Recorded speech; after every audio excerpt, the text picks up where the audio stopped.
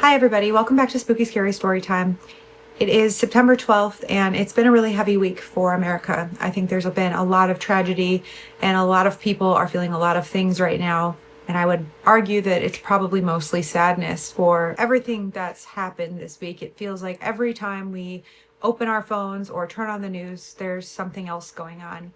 And I hope everybody is taking care of themselves and spending time with loved ones and putting your phones down and turning the TV off and just going outside and clearing your head. And so that's actually why I wanted to make today's video. I did have another video planned for this week, but that video included some heavier stories, and I just feel like the world doesn't really need any more heaviness right now. And so I decided to do an episode on cryptids instead, because I think that cryptids are generally harmless, right? Like, whether you look at them as just stories for entertainment or if you believe in them, it doesn't really matter. I mean, there's nobody really involved, nobody's harmed in the telling of these stories, and I feel like that's important. I feel like it's important to put content out in the world right now that is generally just entertaining in nature and nothing more. I definitely don't want to add any harm to the world. So I hope you enjoy these stories, if nothing more than just as a distraction for everything else that's going on right now, in case you need a little break. Take care of yourselves. Always choose love over hate. And I'm actually just going to be reading these emails as they came instead of my normal format where I'm kind of telling you the stories in my own words. This is partially because I am putting this video together last minute as opposed to the other ones, just because this is replacing that other video. And that one will come eventually as well, but I hope you enjoy these stories.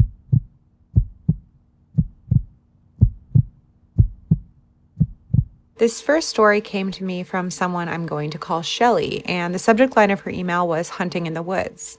Here's what she said. I'm a 42-year-old woman from Central Texas. I used to be a math teacher and am now in the field of law. That's only important so that you can know that I tend to rely on logical deductions, nothing more and nothing less. In my spare time, I like to hunt. It's something I can do alone that is quiet and productive. Productive because I can feed my family by doing it. I don't trophy hunt or kill things I don't intend to eat. Hunting is prevalent in my area and I'm an avid hunter. I'm good at it. I grew up doing it and have continued into adulthood. I'm very comfortable in the woods and outdoors, or I was. Having hunted my whole life, you learn to differentiate the sounds animals make when they're walking or eating. You know the difference. You learn their habits and at what times they usually emerge to eat, or what times the birds roost and such. When this happened, it was deer season, so I was in and out of the woods every day when I could. I was hunting a private ranch on about 2,000 acres. Sometimes my husband would drop me off in one area of the ranch and I would either climb into a deer blind or stand, or into the tree, and he would drive himself to the rear of the ranch to hunt himself. At dark, he would come pick me up, and we would drive off the ranch and head home. If I killed something, he knew he had to come help me drag the carcass and dress it, usually because he would have heard the rifle shot. This day, I had driven myself, and he drove out to the ranch separately, and later in the day, having had to work later.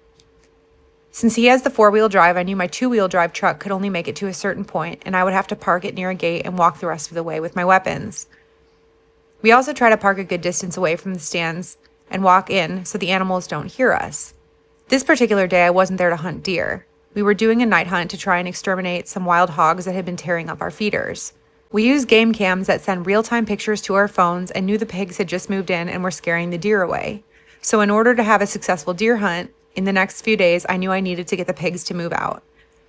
I decided the tree stand would work best for this night hunt because it was closer to the feeder and I would have a height advantage and could potentially hit more pigs with my shotgun spray.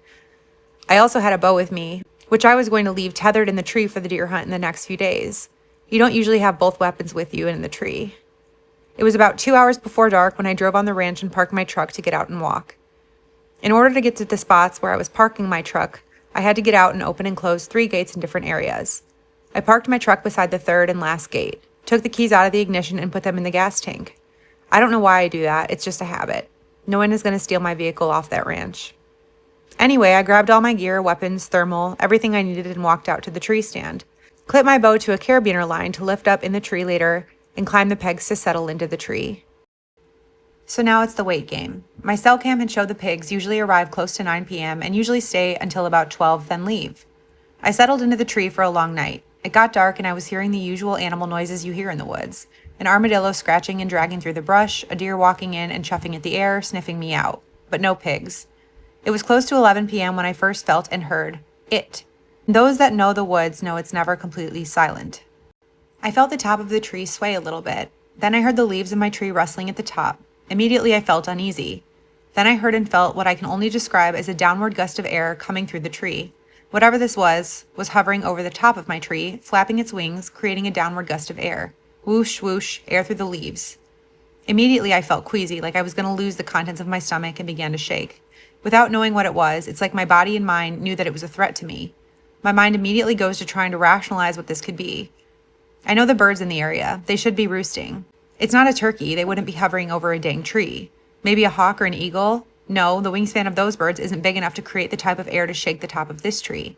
An owl? No, because the way their wings are made, I would never hear an owl gliding toward me. A crane? Not likely. They usually fly in the daytime and would be roosting by now, and surely it wouldn't have trilled a little calling for other cranes.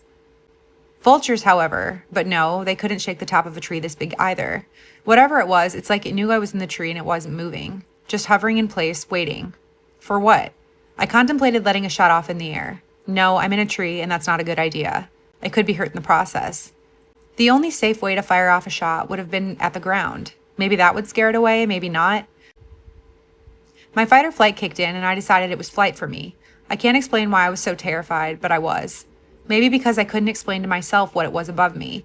I just knew it was so big, huge, and something in my brain and body told me it was the predator and I was the prey. Unless you've ever found yourself in a threatening situation, I can't explain to you how it feels. You know, your body just knows. I pulled my bow up with the line and carabiner and secured it to the tree. Secured my thermal into the tree, clipped my shotgun on the line with the carabiner, and lowered it down the trunk of the tree as quietly as I could. It's still there, hovering in place, not circling, just hovering and pushing air down into the tree with its downward wing flapping, shaking the tree, literally shaking, this big, huge oak tree. I knew I was going to run for it, and I was going to do it with as little gear as possible. I didn't contemplate trying to get down on the ground and take a shot at this thing, whatever it was, because I knew I would never be able to get a good shot in, as shaky as I was. You don't even have to be a good shot with a shotgun. Just aim towards something big, and the spray pattern will usually hit something. But I knew I couldn't. For some reason, I didn't want to. And I didn't want to possibly miss and piss it off. Yes, I actually thought that. The feeder I was watching is in a clearing, so I knew I wouldn't have a tree cover for about 100 yards. I needed to be fast until I could get into the trees and to the first gate. I stepped down into the first peg coming down in the tree trunk and immediately felt like I was screwed because I could feel my legs jiggling like jelly beneath me. Somehow I made it down the pegs.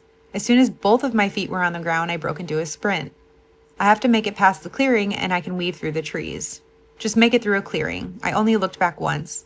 And that's when I got my first glimpse of it. I say glimpse because I didn't stop to focus. It looked like a massive bird, but not a bird. I couldn't make out any distinguishable features or anything, but I saw that its wingspan dwarfed some of the surrounding young trees. I ran, and it flew behind and above me, following. It swooped down as I caught the glimpse. It swooped at me again, or got closer. I don't really know because I didn't turn around again, but I could hear it. It was being vocal. It let out some cries that I will never forget as long as I live. Not like an eagle screech, but a braying, like a donkey. I kid you not, it sounded like a donkey braying. You know that hee-haw noise they make? Not exactly, but similar. I make it through the clearing and start cutting through the trees, weaving in and out of them so they can give me some cover. I can still hear it moving with me, above me, braying. Why hasn't it swooped down to get me? I know it can. It's obviously faster than me. 200 more yards and then I get to my truck. I have to open that gate to get to my truck, though. Somehow I make it to the gate and fly over that thing like I'm doing hurdles in the Olympics. I know I climbed a bit. I obviously didn't fly, but I got over that thing faster than fast. I'm at the truck and jump in and lock the doors. Why did I lock them? Is it going to open the door? Of course not, but just instinct, I guess. And then I realize my keys are in the effing gas tank. What an idiot I am. What an idiot. I sit in the truck for just a second and decide to get out and get the keys. I can't leave this effing ranch until I can start the truck. I look in the rear view, but I don't see it. So I get out and fumble with the gas tank door, get my keys, get the truck started, and peel out of there. I'm driving faster than I should down these bumpy dirt roads, more like trails, to the next gate. Yes, there are 2 more gates between me and the front of the ranch and the highway home. And even though I didn't see it again when I got out to the keys, I can see it now. Not fully, just a shadow. How can there be a shadow if it's dark outside and your lights and the moon are the only sources of light? I don't know, but I could see it in the air behind and above me. A dark blob blocking out the light from the stars behind it and kind of illuminated by my red taillights. I can say when you're that terrified, you don't think of consequences. This ranch isn't mine, therefore the gates aren't my property, But I don't care. I'm not going to stop and get out for him. I'll worry about him later. I'll even pay for him, whatever they cost, later. So I drove right through them. For some reason, I felt safer once my truck hit actual pavement. I found my phone in the seat next to me and fumbled trying to touch the keys to call my husband. When he answered, I started sobbing and screaming and trying to explain what had just happened. He told me to sit tight and he would make his way to me on the road and highway. He said, please don't drive so you don't wreck, just sit tight. I said I didn't want to wait, I just wanted to get home. He was still on the ranch with that thing. I begged him to just get in his vehicle and get the hell out of there, but to take a different route off the ranch to the highway. Please don't go back to the area where I was to look for it. It seemed like an eternity until I saw his headlights pull in behind me on the side of the road. By then I felt okay enough to maybe have him follow me the 25 miles all the way home. Then he says to me, if you're good, then I'm going to go back to the front of the ranch to try and get those gates closed before I head home. Like, did you not just hear an effing thing I said to you? Please don't go back to that ranch tonight. I was able to convince him to not go back, but only because I was like, no, I'm not really okay, and I need you to go ahead and follow me all the way home. It's been 4 years since that happened, and I never went back to that ranch. Not at night, not in the daytime, not ever again. Anyone that lives in Texas knows how rare it is to have access to a hunting area that large, and for free. Unless you're hunting public land, that's almost unheard of. You will usually have to pay thousands of dollars for a lease, and I never went back there, not ever. As a matter of fact, I don't go into the woods to hunt anymore at all. I've completely stopped going into any densely wooded area. After that happened, I knew I wouldn't be alone in the woods at night ever again, but I didn't think I would be so terrified even in the daytime. Hunting and camping are now things I just don't enjoy anymore. I don't know what it was and I'll never know, but that's terrifying to me. I'll never know if it was actually hunting me or just messing with me, and that also terrifies me. I've only told the story to a couple of my family members and only them because I know those people wouldn't think I was hallucinating or something. And I knew they wouldn't try to explain it away or play down my experience like I was blowing it out of proportion. I'm not now, nor have I ever been someone who embellishes a story. I'm very matter-of-fact, skeptical, almost cynical to an extent. I knew those couple of family members would believe me because they too have experienced unexplainable things before. Not exactly paranormal, just unexplained. It's like when someone tells you they saw a Bigfoot or a spaceship. Most people are like, sure you did. Others try to explain it away. Some people will even make you feel a little crazy or will actually label you as crazy, but very few will believe you. If you ask me what I think it was, I would have to say a bird, an old one. I've come to believe that I was chased by what some would call a cryptid, what the Native Americans would call a thunderbird. I don't know if my husband believes me about what I saw, since he's joked to me that I was chased by the Mothman or in the Jeepers Creepers thing. He's sure I saw something and that I was terrified, but that's the extent of it. He didn't go back out there to try to find or hunt it or anything like that. He did go back to gather my gear and weapons and fix the gates, though, the very next day, despite my protest. He did do it in the daylight and left before it got dark because I asked him to. He's asked me to go hunt with him these past few years, but my answer is always the same. Hell no. Please change my name if you use this story. Like I explained, there's always a stigma surrounding sightings like this.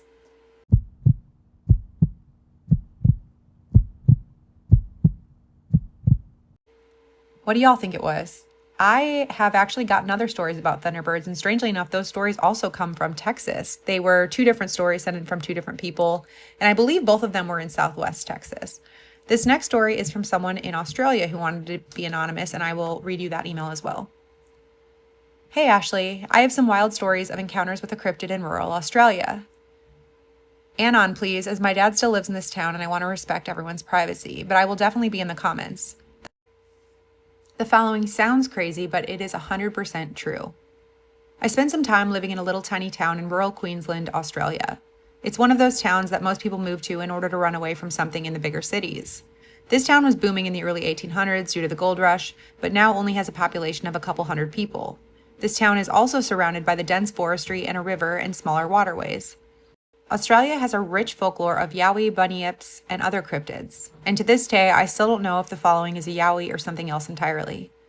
I was about 16 at the time, and there was a group of us all around the same age. We used to spend most nights together, drinking and doing the regular teenage shenanigans.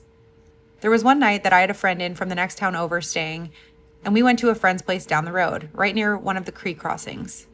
We had had a few drinks, but were still pretty coherent. The night had come to a close, so everyone else had left, so my friend and I walked back to my place. The walk from the friend's place to mine was only a couple hundred meters along a street with very little streetlights. As soon as we had left my friend's yard, my friend and I could hear the gravel crunching a little bit behind us. We turned to look, but couldn't see very far in the dark.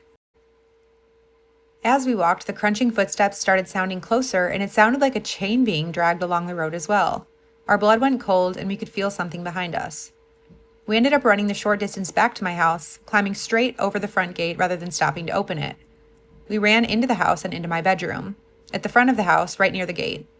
We both looked out the window and into the dim light from the streetlight up the street a bit further, and we could see a huge dark shape at the gate, shaking the gate. After a few seconds of this, the shape retreated back into the dark. Another encounter with this creature was a few months later.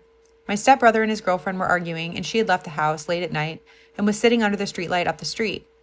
I ended up going to check on her with my dog. I sat on the ground next to her, and we were talking about the fight, and I was calming her down. My dog started acting very strange and staring into the dark. Pupper started barking and growling. My stepbrother's girlfriend asked me if I could see that and pointed into the dark. As my eyes adjusted, I could see the same huge figure again.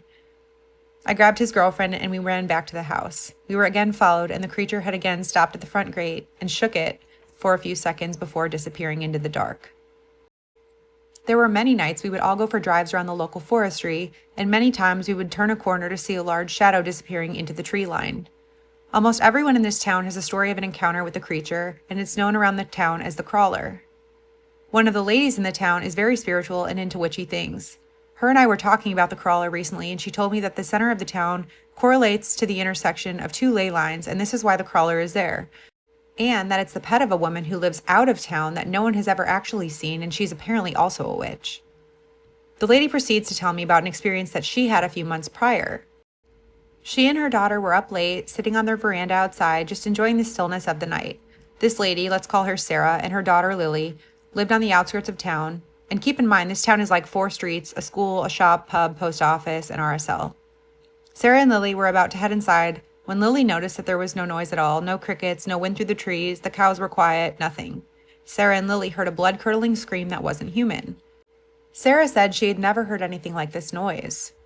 Sarah and Lily both said that they could feel a presence and everything had gone eerily still and quiet.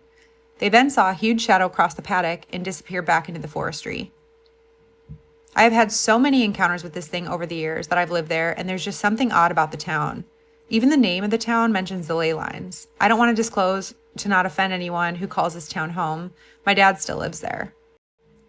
No one has ever gone missing or been harmed by the creature, but there was someone who died in a car accident on the outskirts of town in a really weird circumstance, but considering this guy's extracurricular activities, that may explain it, but even his family thought it was weird. There's heaps of old creepy abandoned houses out on the back roads, and the forestry is terrifying at night. We all walked from house to house after dark and all had encounters and had been chased. Every time I left the house after dark, I always felt that I was being watched. I was also friends with another lady and her mom. We'll call them Debbie and Mary. Debbie and Mary lived out of town on a heavily forested road, also bordered by a waterway. These two ladies openly told people that they are Wiccans, which are white witches as I understand. They lived in a small house on the middle of the property. Many nights I was at their house until the early hours, and almost every night Mary would come up and tell Debbie and I to be quiet. She told us to be quiet because it was getting close to the Crawler's hunting hours, and many times we would take this as it's time to come inside. They had a lot of cats, and Debbie and I had 2 puppies that were sisters. My dog went everywhere with me, and she was deeply protective of me. There was one night we were sitting around the fire. We didn't really notice at the time, but everything went quiet. The only sound was the crackling of the fire. It was summer by this time, so normally there are crickets constantly chirping, frogs croaking, just general sounds of the bush. Debbie grabbed my hand tightly and gestured for me to look up. At the edge of where the light from the fire started to dim, I could see a huge shadow and hear a low growling. Not like anything I've ever heard before. We just sat frozen, just watching the shadow. Debbie started to whisper a protection spell, and the shadow came closer. At this point, Mary yelled from the house to get inside. Both our dogs were sitting at our feet and both started growling. Mary came running out of the house with a torch and was almost screaming the same protection spell as Debbie.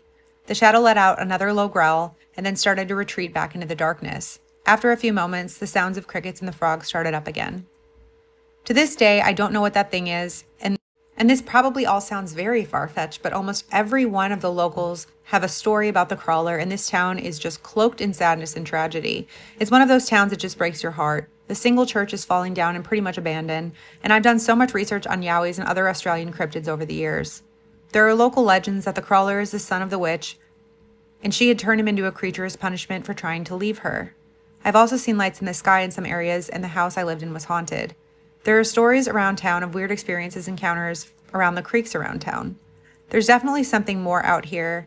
Whether there's residual trauma from the town shutting down after the gold rush, the intersection of the ley lines, or witchcraft, I have no idea. I really enjoyed that story too. I thought it was interesting that the person who sent that story brought up the concept of ley lines and considered that this creature, whatever it was, may have been something of an interdimensional traveler. We hear and see Bigfoot sightings from all over, and from what I understand, a Yowie is similar to a Bigfoot, though I could be wrong.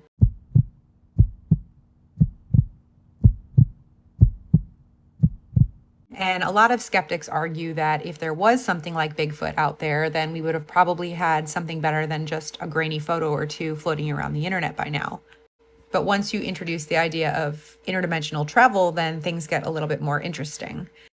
I think anyway. And so now we'll go into a actual Bigfoot story. And this came from someone who says they live in a really, really way up north Idaho town, like 100 miles south of Canada, about 20 foot up a mountain and at least 20 miles from the nearest town. And this is from someone named Jenny. She said, in the 90s, there were even less people around than there are now in my town. We lived on my mom's inherited property with no power, water, or indoor plumbing. We lived in tents and then a single room cabin later, and she had built an outhouse. Like, she was homesteading with me and 4 of my siblings. Because of my grandpa, my mom knew how to cut trees and a lot of other things. She raised us up pretty feral, but it was really quiet up in the woods. It was mainly animals, and we had a few neighbors, but they weren't close by, and when we first moved up there, we didn't really know anybody. It was probably like 1990 or 1991, so I would have been about 6 or 7 years old. She was cutting trees, clearing up snags, gathering logs and whatnot. She had taught us to give her some distance if we were to come up to talk to her, so we could see if a tree was going to be falling and make sure we didn't scare her while she was running a saw. So when I walked up, I would come up to her from the side, not down the hill of potential trees falling and from a distance. Walking through the woods, I saw something I can only describe as a small, about the same size as my mom, maybe 5'5", hairy white Bigfoot that looked like it was walking on its tippy toes with its arms stretched out, like kind of sneaking. It stopped and looked right at me and started walking again. It looked like, you know when you pretend to walk down steps behind a sofa? It did that, but behind a huge old tree stump. I immediately ran up to the stump to look behind it, but there was nothing there.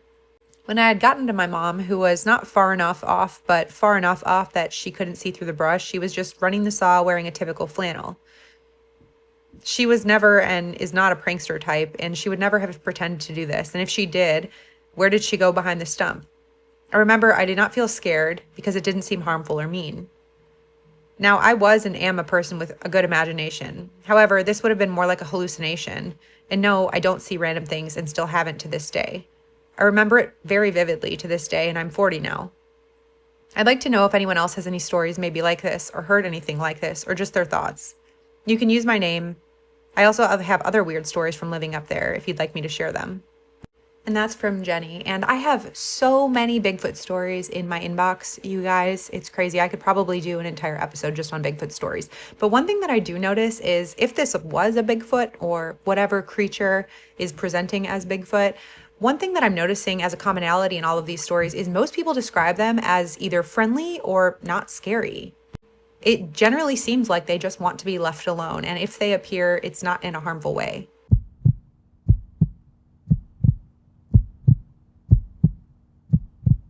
This last story is probably the creepiest of the 4 stories in this episode, and it's about the Wampus Cat of Appalachia. And to be honest with you, I had never heard of a Wampus Cat until I asked my husband one day what his favorite cryptid was, and he answered very quickly, the Wampus Cat, and I was like, what is a Wampus Cat? And so I searched my inbox, and I had 2 stories, and this one is probably a little bit creepy to a lot of people. This person wanted to be anonymous, and they said, hey, I usually don't share this story, but seeing as how you usually keep people private if they want to be, I figure you ought to hear it straight. I've only ever told a couple people, and even then, I never got through the whole story without them telling me to stop. Most people don't believe this. It was about 10 years back, and a buddy of mine were camping in a patch of woods we thought we knew pretty well. Around 2 a.m, I woke up to the sound of breathing. It wasn't like a raccoon. This was slow and heavy and wet. And it was so close, I thought maybe my friend had gotten up to mess with me, but when I whispered his name, he answered back from inside the tent. That breathing was coming from the outside. I unzipped the tent, just enough to get my face out, literally just a slit, like I was trying to peer through a keyhole, and there it was, crouched by the fire pit. I don't mean sitting or lying down. It looked like something had folded itself into human shapes and cat shapes at the same time and just given up on both. The arms were too long, the elbows were tucked in weird, like it had been built to lunge and then hold. The shoulders were broad and rounded in a way normal animals aren't, like someone had shoved an extra bone in there somewhere underneath the skin. The fire was mostly dying at that point. It was just hot little coals and the occasional wake of an orange glow, but every time it shifted, the fur caught that light and slid across it. And it wasn't the soft, furry shine of a fox or a bobcat. It leaned like it was wet and slick, and it smelled faintly of metal and old smoke, which is a stupid thing to remember, but it stuck with me. And the face didn't belong to anyone. It was like the mountain had tried to graft a woman onto a predator and just missed the mark entirely. The cheekbones were high and sharp, and the eyes were set too far apart, and they didn't blink together. Sometimes one would close while the other stayed open, but they were both watching me. The skin around the mouth hung in folds, enough that when it parted its lips, the jaw looked unhinged almost, or broken, like it could open wider than anatomy should allow. The teeth were jagged and uneven. I swear to you, for a second I thought it was smiling, but it wasn't like a friendly smile. It was the kind of smile that someone does when they're like all slow, and it's just that little slit that makes the whole thing seem too deliberate. My hands went cold inside my sleeping bag. I couldn't tell if the sound I heard then was my own breath or something else breathing. I forced myself to try to pull the zipper back up, but I was clumsy and shaking and trying to do it without drawing too much attention. I tried not to make a sound, but I knew it was watching. Its head turned at me slow until I was staring in eyes that looked yellow one second and green the next. And that's when I heard the voice, except it wasn't my friend's voice, it was my mother's, clear as day from outside the tent. She'd been dead for years by then. It kept calling my name in her voice, first soft, but then it was angry. My friend heard it too. He grabbed my arm so tight his nails cut my skin. We didn't move until dawn, and when the sun finally came up, the fire pit had been torn apart, stones scattered like toys. My backpack was gone. We found it 3 days later hanging in a tree 40 feet up. Everything inside was untouched except my hunting knife. I've camped since then, but never there, and I never will again. And I'll tell you the same thing I've told the few people I have told this story, is that from what I know, the Wampus Cat doesn't just watch you, but it learns you, and it'll take your loved ones' voices and your memories and use them to draw you out. I think I probably would have gone out to investigate had I not seen what was sitting by the fire. And I really believe that's why people go missing, and the search parties never find a trace. You can choose to not share this story if you want, but I promise it really happened, and it's 100% true. When you're out there at night and you hear someone you love calling your name from the dark, just don't answer. I don't know, y'all. I read this story before I recorded this episode, and even when I read it this time around, it gave me chills. I mean, I know that there's that mystery and that saying about if you hear your name being called from the woods, don't answer, and I don't know, maybe this is related to that. That's what I've got for you guys for this episode. If you liked these cryptid stories, let me know, because I actually flagged 8 stories to include in this episode. And then once I realized how long this was getting already, I was like, okay, I should break it up into 2.